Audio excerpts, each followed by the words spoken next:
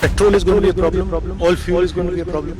दिन रात देश को भड़काने वाले शहजादे को हम 2008 की याद दिला दें कि जब यूपीए की सरकार थी तब दुनिया में क्रूड ऑयल लगभग $147 प्रति बैरल पर पहुंच चुका था। ऐसी हालत में हर देश में पेट्रोल महंगा होना तय था, लेकिन भारत में कुछ अजीब हुआ। कीमतें उतनी नहीं बढ़ी जितनी बढ़नी चाहिए थीं। लोग खुश थे, सरकार की तारीफ हो रही थी, क्योंकि 2009 में लोकसभा चुनाव होने थे और सिर्फ वोट के लिए देश के भविष्य के साथ कांग्रेस ने खेल खेला। लेकिन क्या सच में राहत दी गई थी या फिर कुछ छुपाया जा रहा था? चलते हैं थोड़ा फ्लैशबैक में। 2000 के दशक में पेट्रोल डीजल की कीमतों पर कंट्रोल करने के लिए ऑयल बॉन्ड्स आए थे। ऑयल बॉन्ड क्या होता है?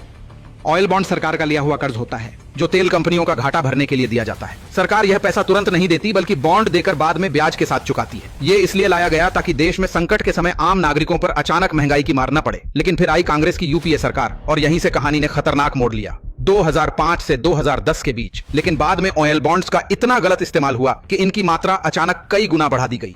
1-2 हजार करोड़ नहीं, सीधे 1,34,000 करोड़ रुपए के ऑयल बॉन्ड्स जारी करके ऊपर से जनता को दिखाया गया कि पेट्रोल सस्ता है। लेकिन असलियत क्या थी? असलियत ये थी कि देश के सिर पर कर्ज चढ़ाया जा रहा था। इसे अर्थशास्त्र में कहते हैं फिस्कल इल्यूजन, यानी आज जनता को खुश रखो और बिल आने वाली पीढ़ियों पर छोड़ दो। और अब आता है कहानी का सबसे बड़ा सच। उन ऑयल बॉन्ड्स का कुल भुगतान आज करीब 4 लाख करोड़ रुपए तक पहुंच चुका है, जिसमें से लगभग 2,60,000 करोड़ रुपए सिर्फ ब्याज था जिसे मोदी सरकार ने चुकाया।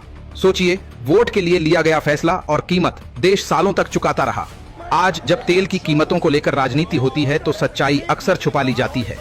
सच्चाई ये है कि आज की सरकार को सिर्फ वैश्विक तेल बाजार से नहीं बल्कि कांग्रेस के छोड़े हुए उसी कर्ज के बोझ से भी लड़ना पड़ रहा है। फिर भी मोदी सरकार ने इस आर्थिक जाल को संभालते हुए देश की अर्थव्यवस्था को स्थिर रखा और ऊर्जा सुरक्षा को मजबूत किया। यानी सच साफ है, कांग्रेस ने वोट के लिए भविष्य गिरवी रखा था और आज देश उसी फैसले की कीमत चुका रहा है। लेकिन अब फर्क ये है, जनता सच्चाई समझ चुकी है।